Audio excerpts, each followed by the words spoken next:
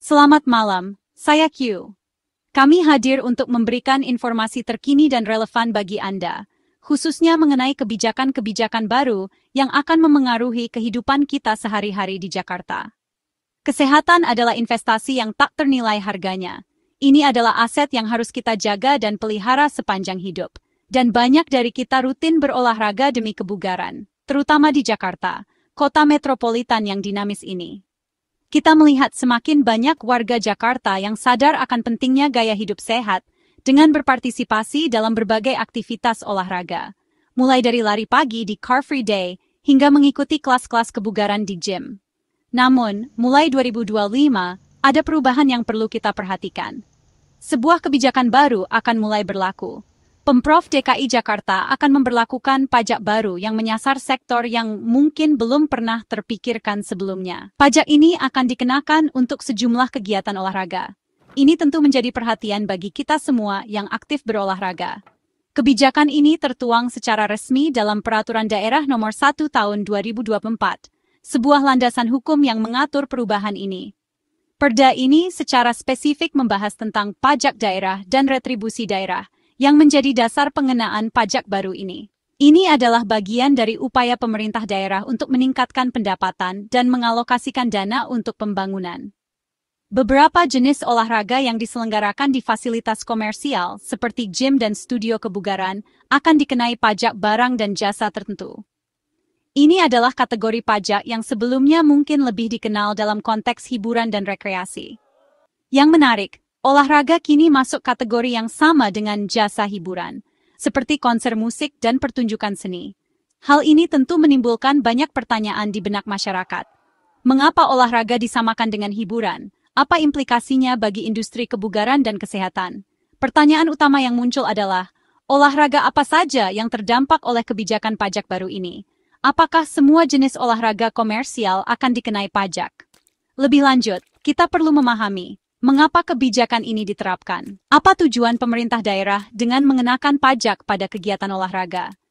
Apakah ini semata-mata untuk meningkatkan pendapatan daerah, atau ada pertimbangan lain yang mendasari kebijakan ini?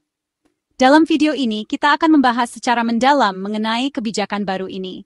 Kami akan mencoba menjawab pertanyaan-pertanyaan yang muncul di benak Anda.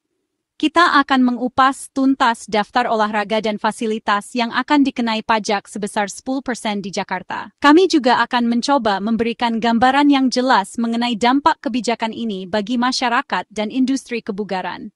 Mari kita mulai penelusurannya untuk memahami lebih lanjut mengenai pajak baru untuk kesehatan Anda ini. Kami akan menyajikan informasi yang akurat dan berimbang, sehingga Anda dapat memiliki pemahaman yang komprehensif mengenai isu ini. Mari, kita mulai penjelajahan kita dari pusat kebugaran. Tempat di mana semangat untuk kesehatan dan kebugaran bertemu. Dari fitness center yang ramai dengan aktivitas, hingga gym yang dipenuhi peralatan canggih untuk melatih kekuatan dan daya tahan. Kemudian, ada studio yoga yang menawarkan ketenangan dan fleksibilitas. Pilates, dengan fokus pada penguatan inti tubuh dan keseimbangan, hingga Zumba yang membakar kalori dengan gerakan tari yang energik. Semua penyedia jasa kebugaran komersial ini berlomba-lomba menawarkan yang terbaik. Mulai dari jaringan besar yang memiliki cabang di seluruh kota, hingga studio butik yang menawarkan pengalaman personal dan eksklusif, semuanya terkena dampak. Kini, mereka wajib menambahkan, sebagai bagian dari regulasi yang baru, pajak PBJT sebesar 10% pada setiap biaya keanggotaan atau kelas yang ditawarkan. Ini adalah perubahan yang signifikan. Hal ini akan secara langsung mengubah kalkulasi biaya yang harus dikeluarkan bagi para pegiat gaya hidup sehat yang semakin sadar akan pentingnya kesehatan di ibu kota. Mereka harus menyesuaikan anggaran mereka. Lapangan futsal, baik yang sederhana maupun berstandar internasional, kini resmi menjadi objek pajak PBJT. Setiap penyewaan lapangan akan dikenai pajak tambahan, sehingga biaya patungan bermain futsal bersama teman-teman akan meningkat. Lapangan sepak bola, baik rumput asli maupun sintetis, yang disewakan untuk umum, kini juga dikenai pajak PBJT.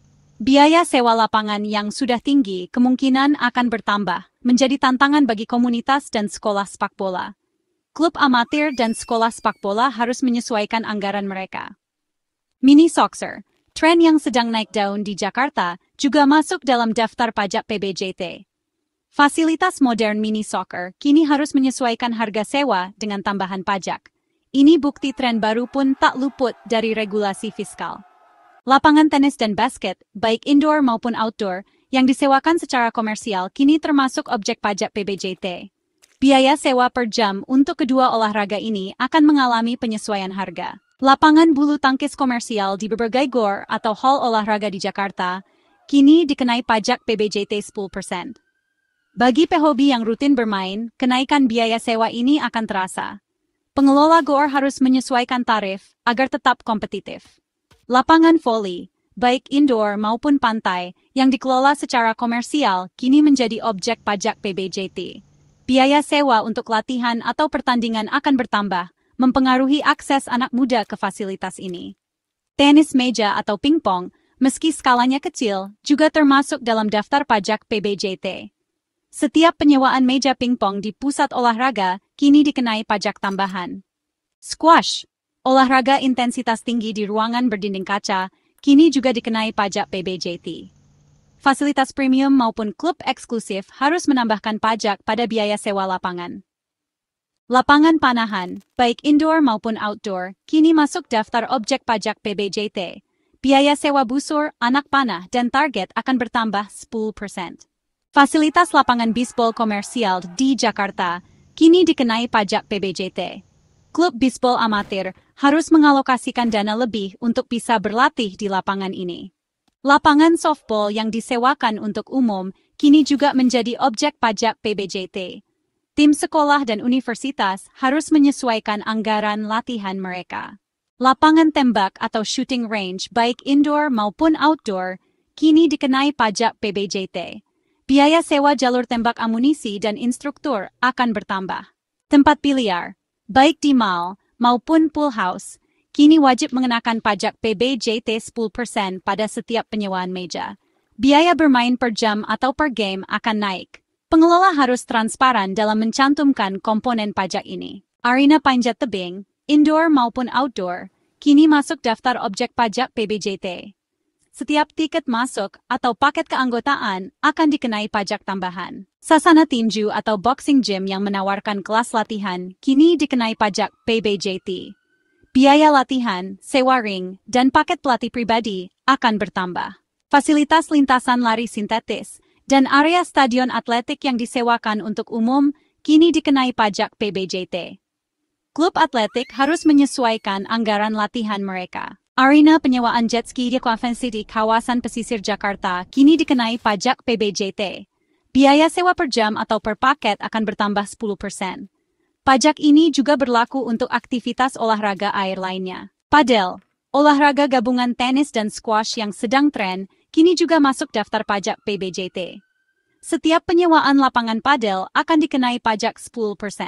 Pengusaha dan pemain harus memperhitungkan biaya tambahan ini. Itu lifetime komba 5.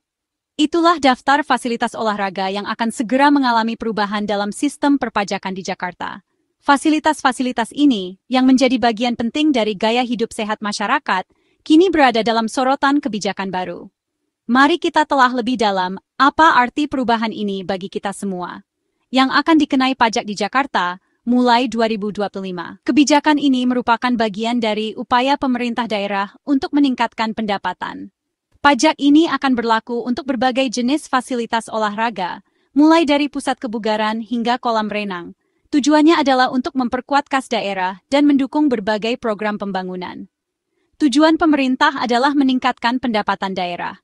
Peningkatan ini diharapkan dapat memberikan dampak positif bagi seluruh warga Jakarta. Dengan pendapatan yang lebih besar, pemerintah dapat lebih leluasa dalam menjalankan program-program yang bermanfaat bagi masyarakat luas. Untuk pembangunan dan pelayanan publik, dana yang terkumpul dari pajak ini akan dialokasikan untuk berbagai sektor penting, seperti infrastruktur, pendidikan, dan kesehatan. Dengan demikian, diharapkan kualitas hidup masyarakat Jakarta akan semakin meningkat. Namun, dampaknya adalah kenaikan biaya. Kenaikan pajak ini tentu akan memengaruhi harga yang harus dibayar oleh masyarakat untuk menggunakan fasilitas olahraga. Hal ini menjadi perhatian penting, terutama bagi mereka yang rutin berolahraga untuk menjaga kesehatan. Bagi masyarakat yang ingin berolahraga, dengan adanya pajak baru ini, biaya untuk berolahraga di Jakarta akan menjadi lebih mahal. Ini bisa menjadi tantangan bagi sebagian orang untuk tetap aktif dan menjaga kebugaran mereka. Jadilah konsumen cerdas. Mari kita sikapi perubahan ini dengan bijak. Selalu cek peraturan terbaru sebelum memesan fasilitas olahraga. Pastikan Anda memahami bagaimana pajak baru ini memengaruhi harga dan layanan yang tersedia. Dengan informasi yang akurat, Anda dapat membuat keputusan yang tepat. Pengetahuan akan membantu kita mengelola anggaran kesehatan. Dengan memahami perubahan ini, kita dapat merencanakan keuangan kita dengan lebih baik dan tetap menjaga kesehatan tanpa harus menguras dompet.